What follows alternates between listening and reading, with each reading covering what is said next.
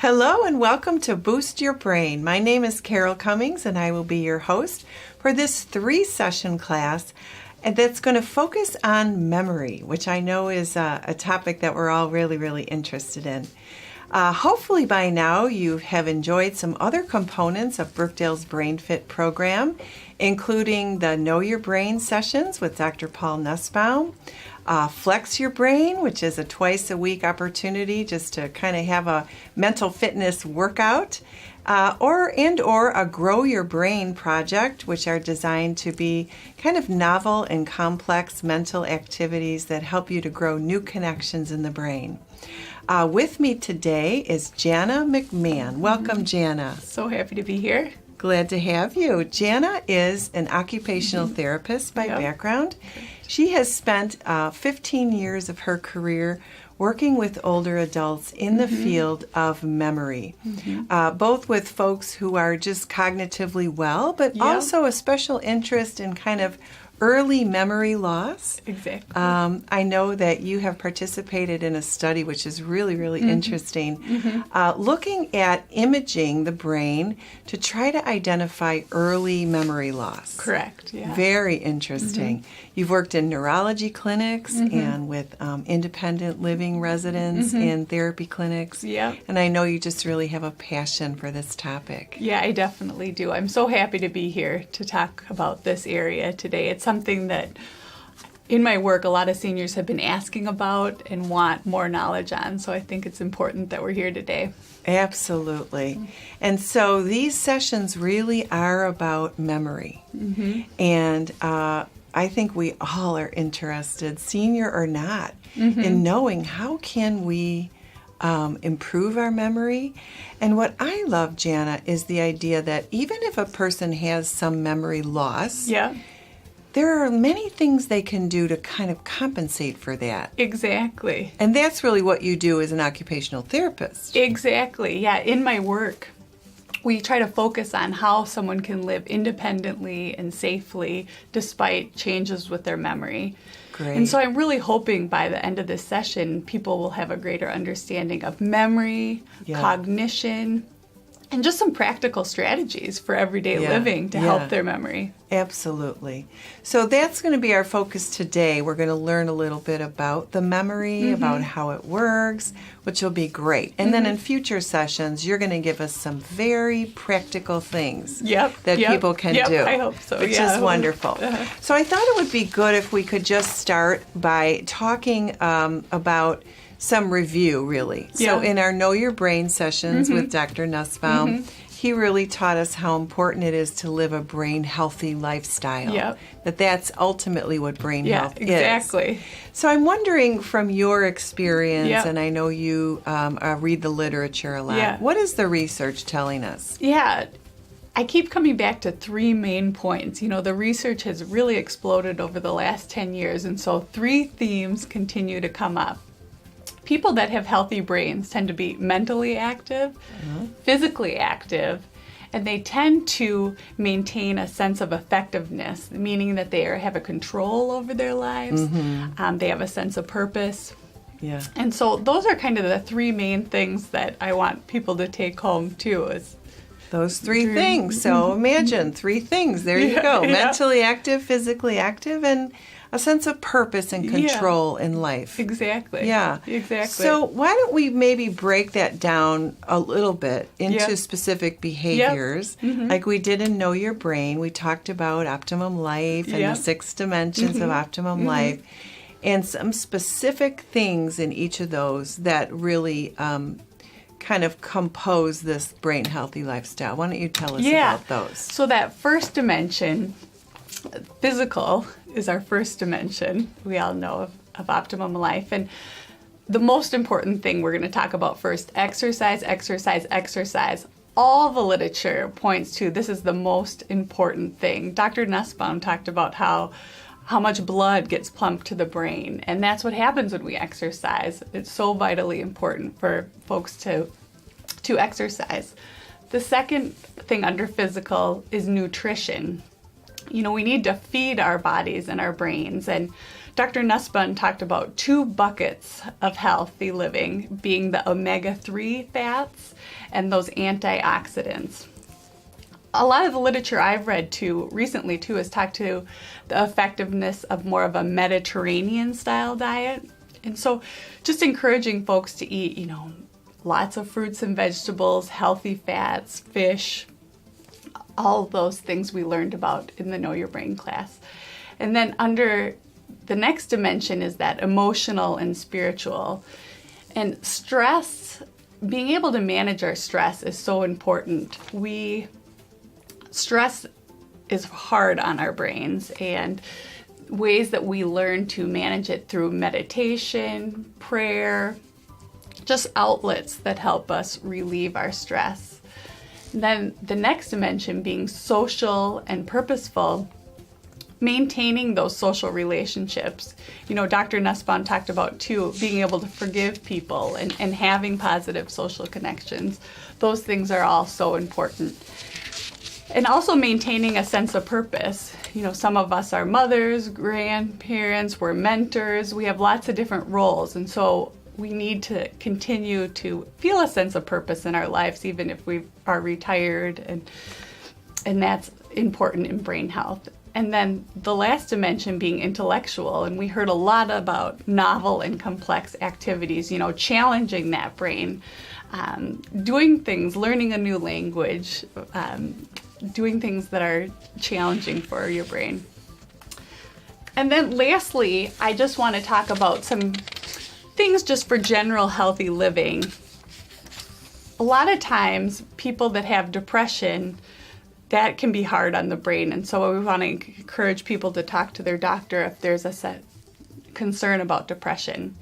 Other healthy lifestyle things for people to take into consideration is that moderation, limiting alcohol, stopping smoking. That's definitely not good for our brains. Controlling blood pressure, both high and really low blood pressure, is important to control. And protecting your senses. There's been more research about folks that have hearing loss and aren't wearing hearing aids, and how that can actually speed up memory loss. So folks that are having some kind of hearing loss, it's really important for them to wear those hearing aids. And then lastly, getting enough sleep is really important. When we sleep, our minds and our brains are processing things from the day, and that actually helps solidify memories. So those are all really, really great suggestions. And in the Know Your Brain class, of course, there's the opportunity for people to actually make a brain healthy plan for themselves, to look at how am I doing in those areas. Mm-hmm. But I want to pick up on something you said, because I think it's interesting about hearing loss. Yeah. And if we don't correct hearing loss, it can actually accelerate memory loss. Yeah. That, I think, is something for us to really think about. Because there are so many folks, it's common for people to have hearing loss as they get older. Yeah, it definitely is. And you just think about that whole use it or lose it philosophy. Yeah. And if we're not getting information in, it's not using those brain cells. Oh, my God. And it's isolating, isn't it? Yeah. Sometimes if people don't wear hearing aid, they're not involved in the conversation. Exactly. So there's a social component to it as well. Definitely, they don't want to go to the dining room because there's too much noise in the background. Yeah. And I know hearing aids have challenges of their own, but motivation for people, I think, to work at it and really try to make those work. Exactly. Yeah, I would definitely recommend. Great. Mm-hmm. Okay, well, why don't we dive in now to the meat of the program today and talk about memory. And I know you want to tell us a little bit about just some components of memory, right? Yeah, exactly. So let's just kind of start first with some general definitions. It's important to understand what is memory. It's not a simple thing, so we're going to go break down some different types of memory. The first being sensory memory. And this is, we were talking about senses, where we're taking in information, we're hearing things, we're seeing things. And so we make a quick memory. You're looking at something out the window driving by and you take note of the size of a barn or something. It's not going to be a lasting memory. It comes and goes. And then the next type of memory is short-term memory. And a lot of us hear a lot about short-term memory as we get older because that's the area that people tend to have difficulty with. It's often known as that working memory, and it lasts maybe a few minutes or a few seconds to a minute. It's pretty quick. It's that ability to, let's say you're making a phone call and you're ordering some food. You have that in your mind long enough to make the phone call, but then you forget it. And so our capacity for short-term memory is about seven digits. That's about as long as we could remember. And so our phone numbers are even kind of intentionally probably that number, that long.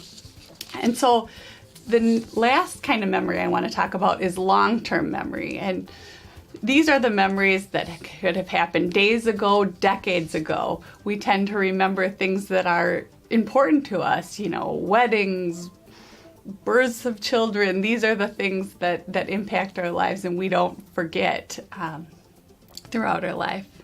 So 3 kinds of memory: sensory, short-term, and long-term, or working memory and short-term are the same, right? Yeah. Kind of. Kind of the same, but kind of different. It's kind of that part of our brain where we're processing the information and then deciding if we're going to keep it or it's going to be something we're going to forget. Okay, so maybe we can just get a little more technical here, and you can help us understand how are memories created in the brain? How does that happen? Yeah, it's definitely not an easy process, but we'll try to. And this will just be 101. Yeah. So each and every day, we are bombarded with things we see, we hear, we feel, we touch, we smell, coming in through our senses. And we take in that information and we can't remember all of it. And so some of the information is just lost. It's never even processed. Some of that information comes in and it goes through an encoding process. And this is where we have the neuron with all those dendrites, those little spitting out some neurotransmitters and communicating between brain cells. And that process is happening and then moving into making a short-term memory. So we're keeping that information for a short period. Sometimes we don't need to remember things for a long time. It might just be needing it to have the information to make that phone call, and then we can forget it. But sometimes things are impactful. We take an amazing trip. Those memories are then moved to our long-term memory and they're retained. And so we're really taking in information from our environment and then we're committing it or storing it in some ways. And then the output of all that is that eventually we're able to remember some of those long-term memories. So let me just kind of use the scenario right now. All of you listening to this program are taking in lots of information Carol and I are saying. You're not going to remember everything we're sharing with you today. A lot of the few nuggets, though, hopefully, you will take away. And those will move to your short-term memory. And then maybe after the program, you sit around with a group of friends. You're discussing what you thought was interesting from the class today. So let me see if I understand what you're saying. I think what you're saying there is people are using their senses right now to take in what we're saying. Exactly. So they're seeing, they're hearing. Yep. And then there maybe something's hitting them that's personally relevant to them, right? Exactly. And so then they're going to maybe decide that they want to keep that information. Exactly. And that'll be different for each person. Exactly. Right? Yeah. Especially when we're learning something we're interested about or we have a history about, we're more likely to remember it.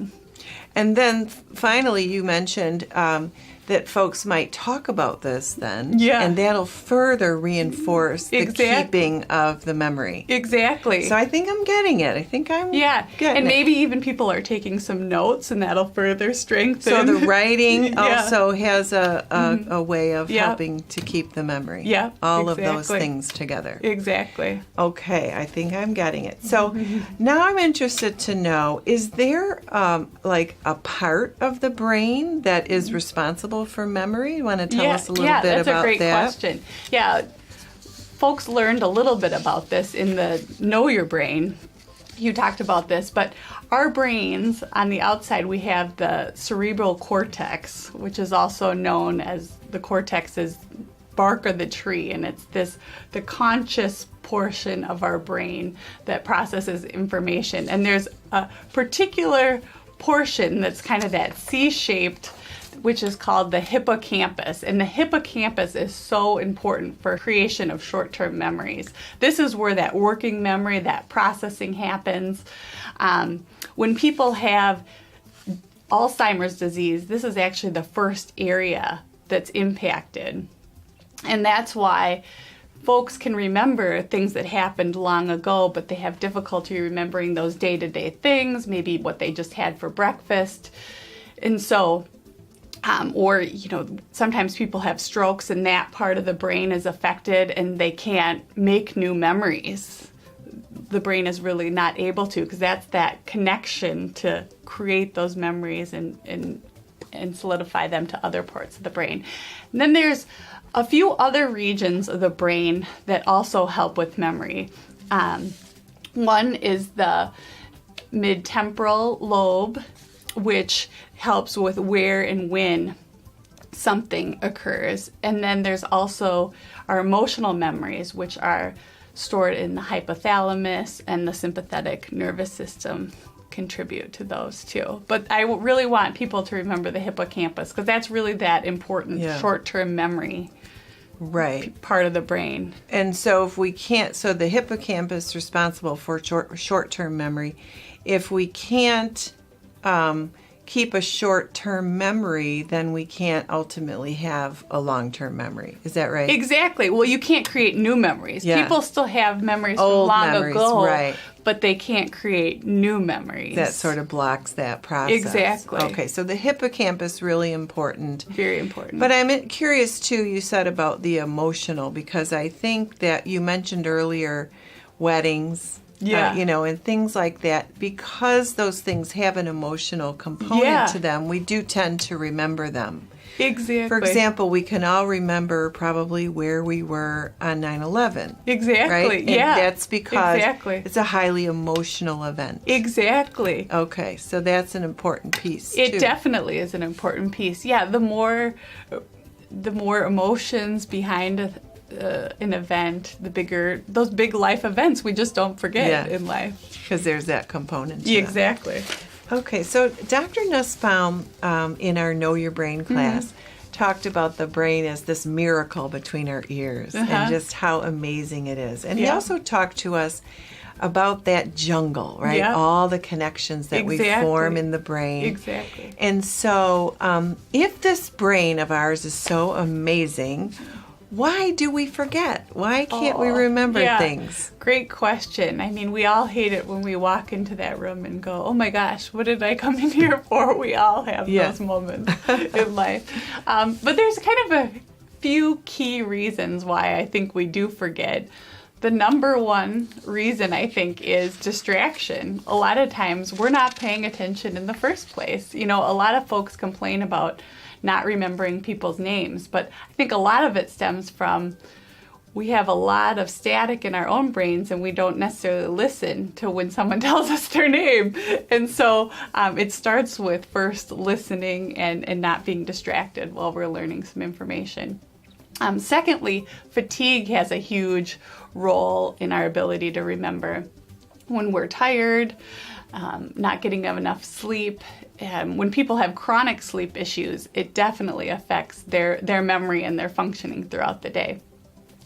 When people have a level of anxiety or depression, it can almost look like they have a memory issue with depression because they're not initiating things, they're not thinking as clearly. And other medical issues can definitely play a role in make someone look like they're forgetful. Some of the things I want to mention are having low vitamin B can cause someone to look like they're more confused. Also COPD, if someone's not getting enough oxygen to their brain, they can look more confused. Also something called hydrocephalus, where there's water on the brain and so there's pressure on the brain, can cause cognitive issues, and so that can be resolved though by putting a shunt and getting the fluid off, and then people can be resolved. And again, that's I bring up those medical issues too, because that's why it's so important to talk to your doctor, because some of these things can be resolved.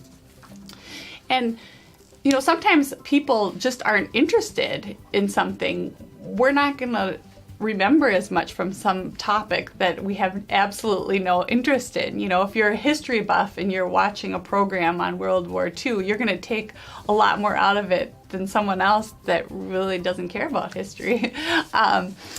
And sometimes we just have too much to remember too. There's over the holidays where we have all those details we're trying to keep track of. Maybe we're making a big move in life and trying to shuffle a lot of things. We're going to be more likely to forget things. And then lastly, maybe our neurons just aren't firing correctly. Maybe there is a problem with that hippocampus. And I just want to encourage everyone, everyone forgets. We all forget. Young people forget. Older people forget. Yeah, and that is a really good thing. Yeah.